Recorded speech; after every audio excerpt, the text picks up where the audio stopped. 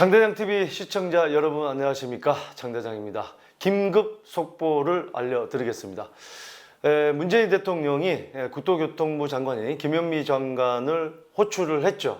그래서 4가지 정도의 포인트를 갖고 정책을 과감하게 펼쳐라 라는 말을 했는데, 오늘 거기에 대한 분석을 해서 향후에 어떤 전망이 어떻게 될지 그런 부분에 대해서도 한번 살펴보겠습니다. 자, 먼저 지금 21번째 대책이 나왔는데, 자, 여러 가지 뉴스를 한번 살펴보겠지만, 첫 번째 뉴스는 노무현 정부 때 청와대에 있었던 조기숙 교수라는 분인데 또 일침. 참여정부 때 홍보수석 출신이라고 합니다. 이례적으로 맹비난을 했다고 합니다. 문정부가 지금 교육도 안 되고 있다는 얘기죠. 부동산은 살려라 뭐 이 얘기인데, 우리가 그런 얘기가 있습니다. 가장 중요한 정책, 교육하고 부동산 정책인데 우리나라에 있어서 이 두 개 중에 하나만 잡을 수 있어도 대통령이 된다, 뭐 이런 얘기가 있을 정도로 교육과 부동산은 굉장히 우리 삶에 밀접해 있기 때문에 굉장히 중요한 부분인데, 이게 지금 안 되고 있다고 맹비난을 지금 하고 있습니다. 지금 이화여대 국제대학원 교수인데, 정부가 교육은 포기했어도 부동산만큼은 중간이라도 가면 좋겠다. 아주 잘하지 못해도 중간이라도 가면 좋겠다, 이런 얘기를 했고, 자, 본인의 페이스북에 이런 글을 올렸다고 하는데요. 부동산 정책은 국민의 삶과 재산에 너무 밀접한 정책이라며 이같이 밝혔다. 그러니까 참 부동산 때문에 저도 뭐 상담을 많이 하고 있습니다만, 많은 분들이 오셔서 눈물을 흘리고 가십니다. 예, 아예 저 같은 경우는 손수건을 준비해야 될 정도로 많은 분들이 우시면서 가는데, 아무래도 이제 과거에 대한 이런 부동산 문제로 인해서 본인의 재산이 많이 손해를 봤을 때 얘기를 하다 보면 감정에 북받치셔서 울 수밖에 없는데, 저도 참 그런 부분을 보면 야, 참 이게 어떻게 보면 한 가정의 행복을 송두리째 앗아가는 그런 경우도 있기 때문에 참 그렇습니다. 이게 그래서 저는 제가 늘 드리는 말씀이지만, 너무 정부 탓만 하지 말고 과연 이 정책이 나왔을 때 어떤 방향으로 갈 것인지 항상 우리 이런 부분에 대해서 고민할 필요가 있다는 거죠. 정부가, 저는 초기에 2017년에 지금 현 정부가 들어섰지만 6개월 후부터 이런 분들이 있었습니다. 집값이 이제 계속 뛰기 시작하니까, 아니 정부에서 집값 잡겠다고 그래서 찰떡같이 믿고 집을 안 샀는데, 집 살려다가 안 샀는데 이게 뭐냐고 배신감 느낀다. 이 자본주의 사회에서 정부가 모든 걸 해결해 줄 수가 없습니다. 네, 그런 부분은 항상 명심을 하시고요. 예, 그래서 특히 뭐 저희 장대장 TV를 보시면서 이 발빠른 뉴스, 정확한 분석 계속해서 보시면 좋을 것 같습니다. 자, 국민이 실험 대상도 아니고 아무리 대책을 내놔도 먹히지 않으면 다양한 의견을 청취해 정책 변화를 가져오는 게 당연한 게 아닌가. 참 이거 좋은 내용의 얘기를 했네요. 국민이 실험 대상이 아니죠. 아무리 대책을 내놔도 먹히지 않으면 다양한 의견. 자, 여기서 다양한 의견이라고 하면은 바로 대부분의 분들이 지금 얘기하고 있는 공급 확대입니다. 자, 이 공급 확대가 지금까지 어떻게 됐어? 수도권에 대해서 3기 신도시로 계속 일관하고 있죠. 이 지금 정부에서의 공급 확대는 3기 신도시, 일반에서 공급 확대는 뭡니까? 서울의 재건축, 재개발을 풀어서 공급을 확대하자. 그 이유가 뭐죠? 사람들이 서울에서 많이 살려고 하고, 좋은 교육 환경, 좋은 병원, 좋은 문화생활, 그리고 일단 첫 번째로 직장이 서울에 많이 있는데, 내 직장이 서울인데 먼 데서 다니기 힘들다 이거예요. 공급 확대를 안 하니까 있는 거 가지고 계속 살려고 하니까 가격이 폭등한다. 공급을 많이 늘려야 될 거 아니냐. 하지만 지금 현 정부에서는 3기 신도시 외곽으로 자꾸 풀고 있죠. 왜? 서울을 풀면은 집값이 올라간다. 근데 저는 이렇게 생각합니다. 만약에 정권 초기에 여의도 재건축이라든지, 지금 뭐 음마 아파트라든지 잠시주공 5단지라든지 또는 뭐 한남 뉴타운, 성수 전략적 미국역, 이런 어떤 여러 가지 강남권부터 비롯한 재건축 재개발을 초기에 풀어줬으면 과연 이렇게까지 지금 부동산이 올라갈 수 있었을까? 많은 사람들이 의문을 제기를 합니다. 과연 그냥 시장에 맡겨놨으면 이렇게까지 올라갔을까? 우리가 사다 보면 아 이거는 너무 비싼 거야 하면서 안 살 때도 있잖아요. 근데 이거는 정책을 계속 만들다 보니까 살 수 있는 게 한정돼 있잖아요. 토지거래 구역 묶으면 거기 못 사잖아요. 그럼 그 주변은 거기는 왜 못 사? 좋은 호재가 있으니까 못 사니까 그 주변을 또 산단 말이에요. 용산도 그렇고 강남도 그렇고. 그렇죠? 재건축을 사야 되는데 그 동네에서 재건축을 하면 재건축 초과이익 환수제에다가 조합원 지위 양도가 조합 설립 이후에 안 되게 해놓고 하니까 주변에 새 아파트도 몰려요. 주변 아파트 가격이 폭등해요. 그러니까 그 재건축은 가만히 있는데 같이 따라 올라가는 거예요. 그게 안 되니까 이제 재건축 초과이익 환수제는 이제는 제대로 하겠다고 또 엄포를 놓고 있죠. 그래서 이런 정책이 못 사게 만드는 게 새로운 걸 더 가격을 뛰게 만드는 정책이 있다. 우리가 예를 들자면 과일 가게 가서 참외나 이걸 막 먹고 싶은데 참외는 없어요. 그러면은 수박이라든지 뭐 우리가 먹을 수 있는 과일이 10가지인데 한 5가지밖에 안 된다고 생각해봐요. 그 과일 가격이 안 뛸까요? 똑같은 원리 아닌가요? 예. 자, 이런 얘기입니다. 자, 그래서 이 지금 조 교수라는 분이 노 전 대통령이 정책적으로 성공한 이유는 노무현 대통령이 정치적으로 어려웠기 때문이랍니다. 정치적으로 성공하면 임기 동안 높은 지지를 받지만 정책적 평가는 임기 후에 내려지므로 정책적으로 실수할 가능성이 크다. 그러면서 박근혜 전 대통령이 정치적으로 성공했기에 정책적으로 실패했듯 문 대통령의 정치적 성공이 달갑지만은 않다. 지지도가 좀 떨어지더라도 정책적으로 성공해 역사적으로 성공한 대통령을 평가했으면 좋겠다. 자, 우리가 너무 지지율에 신경 쓰고 인기에 신경 쓰다 보면은 이렇게 배가 산으로 가는 경우가 있을 수가 있다는 얘기죠. 그래서 인기에 연연하지 말고 노무현 전 대통령처럼 그때 노무현 전 대통령은 뭐 탄핵까지 갈 정도였으니까 인기가 별로 안 좋았죠. 근데 퇴임 후에 엄청난 인기를 누렸죠.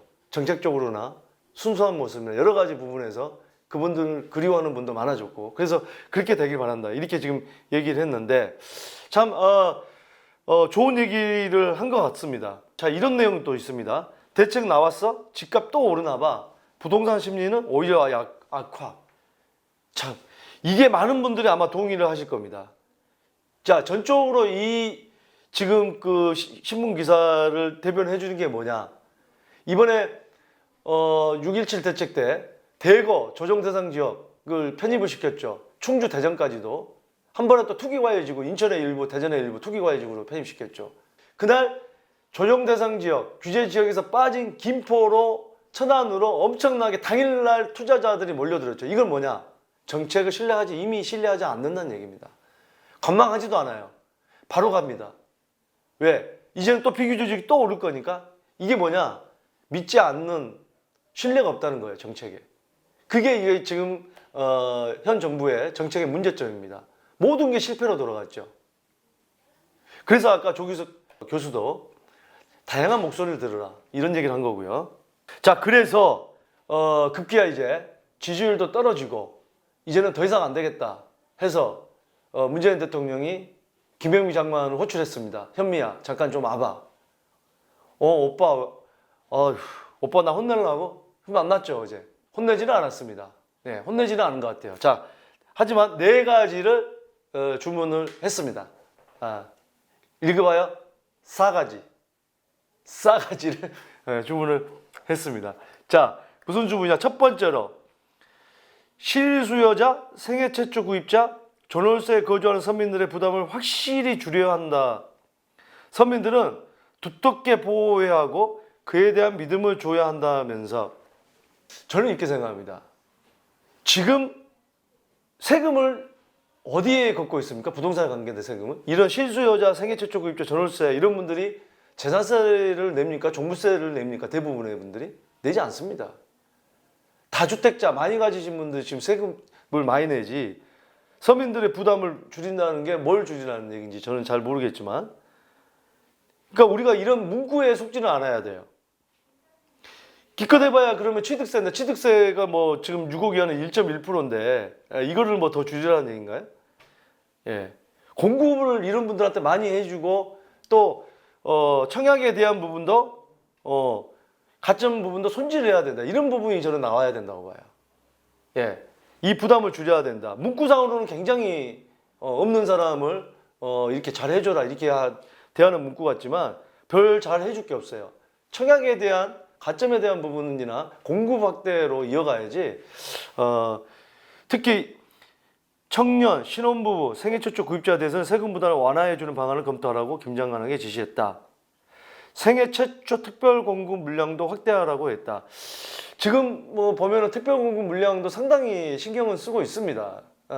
근데 전체적인 물량이 부족하다는 게 제가 볼 때는 문제인 것 같습니다. 생애 최초 구입자 우리 대출 LTV 70%까지 해주고요. 여러 가지 혜택을 주고 있지만 뭐 그렇다고 한다면 아주 금리를 갖다가 뭐 아주 더 싸게 해준다거나 차라리 뭐 그런 대책이 나오던가. 예. 아니면 뭐 무이자로 빌려줘서 집을 일단은 구입을 하게 만들던가. 자, 두 번째로는요. 다주택자 등 투기성 주택 보유자에 대해서 부담을 강화하라고 지시했다. 투기성 매입에 대해서는 규제해야 한다는 국민 공감대가 높다. 그래서 이제 이번에 20대 국회 때 통과하지 않았던 종합부동산세 인상을 지금 뭐 9월 달에 할 예정이었지만 빨리 당겨서 당장 지금 해라. 이런 얘기가 있습니다. 그래서 조정 대상 지역 내에 2주택 이상은 더 종부세율을 높이고 하는 부분인데 요거는 뭐 이제 예정대로 아마 진행이 될 것 같고요. 이 이제 세금 부분에서 아마 더 강화가 되지 않을까 하는 생각도 있습니다. 간주 임대료, 그러니까 전세를 끼고 있는 주택을 세 채 이상부터가 간주 임대료라 해서 간주 임대료가 뭡니까? 월세는 임대료가 있지만 간주 임대료, 이거 임대료로 환산합니다. 월세처럼 환산을 해서 하는 걸 간주 임대료로 하는데 이 간주 임대료를 두 채 이상 가진 사람부터 할 가능성도 크고요. 제가 볼 때는. 예. 갭 투자를 막겠다고 한 게 지금 계속해서 나오는 얘기이기 때문에 그런 부분도 한번 눈여겨봐야 되지 않을까 생각합니다. 자, 세 번째. 공급 물량을 확대를 당부했습니다. 정부가 지금까지 확보한 수도권 공공택지 아파트 물량은 총 77만 호에 달합니다. 정부가 상당한 물량은 공급을 했지만 부족하다는 인식이 있으니 발굴을 해서라도 추가로 공급 물량을 늘리라고 말했습니다. 자, 이와 관련 문 대통령은 내년 시행되는 3기 신도시 사전 청약 물량을 확대하는 방향을 강구하라고 했습니다. 자, 첫 번째로 상당한 물량을 공급을 했지만 부족하다.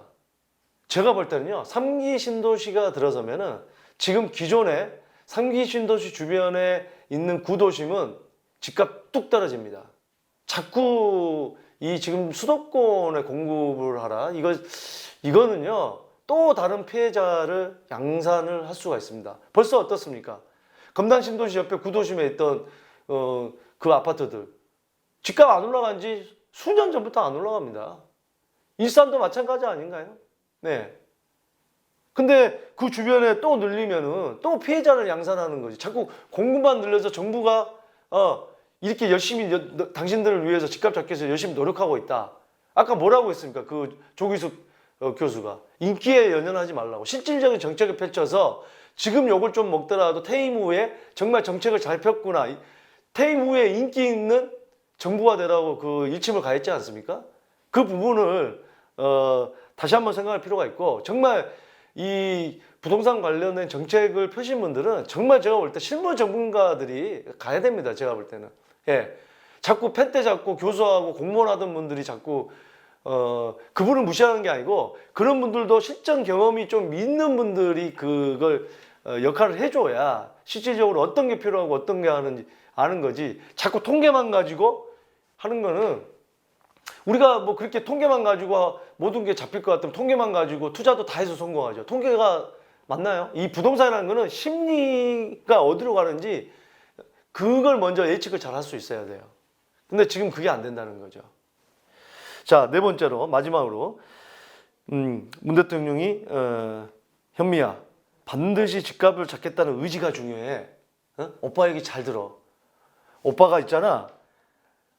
왕년에 말이야, 현미야 안 되겠니? 집값 잡아주면 안 되겠니? 반드시 집값을 잡겠다는 의지가 중요하다. 보완책이 필요하면 주저하지 말고 언제든지 추가 대책을 만들라. 자, 무슨 얘기냐?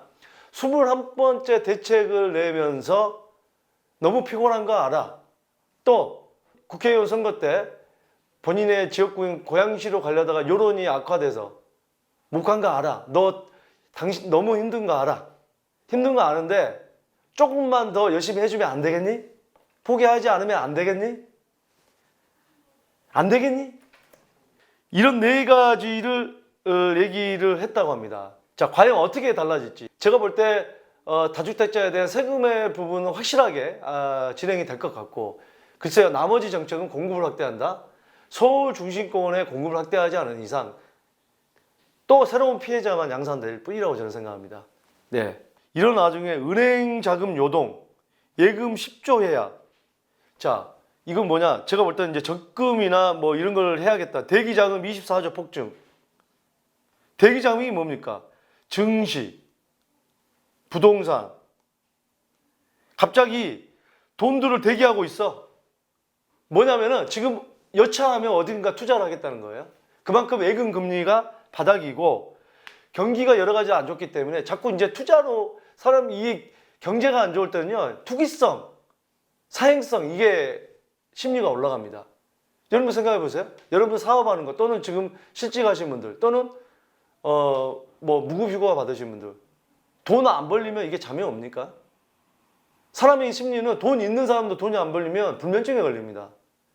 계속해서 경제활동을 하고 돈을 벌어야 돼요. 그렇기 때문에 이럴 때일수록 오히려 증시라든지 부동산에 더 투자할 가능성이 큽니다. 그러니까 이런 돈들이 엄청나게 지금 늘어나고 있다는 거예요. 주체를 못해요, 이런 돈들이. 그렇기 때문에 계속해서 부동산으로 몰릴 수 있다는 이유죠. 자, 개인 이미 40조 샀는데도 예탁금 사상 쳐 50조. 이거 은행 지금 증시에 40조를 샀는데 예탁금에 50조가 지금 있다고 합니다. 대기하고 있어요. 주식 살려고. 이렇게 지금 유동성이 활활 타오르고 있다는 거. 활활 타오르지 못해. 예. 완전히 넘쳐 흐르고 있습니다. 예. 이런 돈들이 어디로 가야 됩니까, 지금? 어디론가 가야 되지 않겠어요? 예. 지금 이제 상기 신도시에서 토지 수용하고 이제 보상이 나가는데 그 돈도 30조라고 해요, 30조. 그 돈들이 어디로 가겠습니까? 은행으로 갈까요? 지금 은행에 있는 돈도 나가서 지금 어디론가 막 뛰쳐나가려고 하는데, 여러분들 그 뭐예요? 우리가 생선이든 뭐 낙지든 요리하기 전에 넣어놓으면은 막 밖에 그 뭐죠? 뚜껑을 치고 올라가죠? 힘이 그거예요. 지금 그런 겁니다. 낙지가 막 치고 올라가. 그러면 어때요? 뜨거운 물 확 부어서 빨리 전자레인지 돌려야 되는데, 가스레인지, 전자레인지 돌리긴 돌리는데 화력이 약해요. 지금 부동산 정책이 화력이 약하다. 불이 난 곳에 소방차를 계속 보냅니다. 소방차 계속 보내는데 물탱크에 물이 별로 없어요. 그러면 이 소방관만 지치는 거예요. 그게 지금 국토교통부 장관이 지친 것 같으니까, 현미야, 조금만 더 힘내주면 안 되겠니? 포기하지 않으면 안 되겠니? 계속 안 되겠니? 안 되겠니? 이러고 있습니다. 자, 이게 또 의문의 일패. 누굽니까? 정부 말 듣고 강남 아파트 판 김상권. 의문의 일패. 이게 뭡니까? 다주택자 면하는 2년 전에 판 대치동 아파트가 11억 올랐습니다. 저는 상담하다 보면 이런 분들 많이 봅니다. 서울에, 마포에, 강남에 집 팔고 경기도로 갔는데 잠이 안 온다. 이게 실제로요. 이런 분들 굉장히 많습니다. 판 다음에 2배로 뛰었다. 그 중에 한 분이 이분이시네요. 이분. 네, 교육부 장관이었네. 이분도 현 정부에서 장관이었으니까 공무원 신분에서 팔라고 하니까 팔았는데, 지금 이거는 무슨 얘기냐? 아직도 그 비서실장이 팔라고 했는데 액션만 쳐가 안 파는 다주택자가 많다. 나름대로 다 사연은 있다. 근데 결국에는 뭐냐? 정부 말 들었던 이분만 11억 손해보고 다른 사람들은 엄청나게 지금 뛰었죠. 누구 말을 들어야 됩니까? 네. 자, 오늘 지금 4가지 어떤 주문을 지금 대통령이 국토부 장관에게 했는데 향후에 어떤 영향을 미칠지, 자, 이 부분에 대해서 오늘 좀 다양하게 말씀을 드려봤습니다. 또 구체적인 정보가 들어오는 대로 여러분들에게 실시간 업데이트 시키도록 하겠습니다. 여러분들의 생각은 어떠신지 댓글, 또 이메일, 또 문자로 여러분도 같이 참여해서 이 여러 가지 어려움을 함께 극복을 해 나갔으면 좋겠습니다. 감사합니다.